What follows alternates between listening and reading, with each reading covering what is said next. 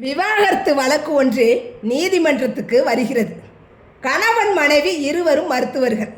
வழக்கு கோப்பை படித்து பார்த்த நீதிபதி விவாகரத்து கோரியிருந்த மனைவியிடம் கேட்கிறார், உங்களுடைய கணவர் அவருடைய நோயாளிகளுடன் அடிக்கடி டேட்டிங் போகிறார் என்பதற்காகவா விவாகரத்து கேட்டுள்ளீர்கள்?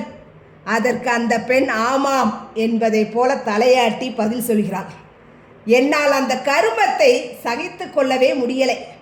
அந்த ஆள் இவ்வளவு கேவலமாக போவார்னு கனவுல கூட நினச்சி பார்க்கல. இனிமேல் ஒரு நிமிஷம் கூட அவரோட என்னால் வாழ முடியாது. எனக்கு உடனே விவாகரத்து கொடுத்துடுங்க. அதற்கு நீதிபதி பேசினார், உணர்ச்சி பூர்வமாக எடுக்கிற எந்த முடிவும் தப்பாக தான் இருக்கும். கல்யாணம் ஆகி கொஞ்சம் மாதம்தான் ஆகுதுன்னு சொல்கிறீங்க, அதுக்குள்ளே விவாகரத்துக்கு ஏன் இவ்வளவு அவசரப்படுறீங்க?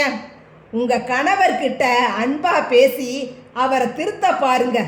உங்களுக்கு தெரியாமல் அவர் இரண்டாவதாக ஒரு மனைவியை வச்சிருக்காருன்னு சொல்லி கோவப்பட்டா பரவாயில்ல, அதில் ஒரு நியாயம் இருக்குது.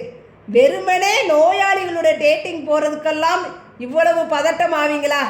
இந்த நாகரிக காலகட்டத்தில் இதெல்லாம் ஒரு சர்வசாதாரண நிகழ்ச்சி தானே. அதற்கு அந்த பெண் கோபமாக பதில் சொன்னாள், நீங்கள் என்ன விளக்கம் கொடுத்தாலும் நோயாளிகளுடன் அந்த ஆள் போகிறத நான் ஏற்றுக்கவே முடியாது சார். நீதிபதி குழப்பத்தோடு கேட்கிறார், ஏமா?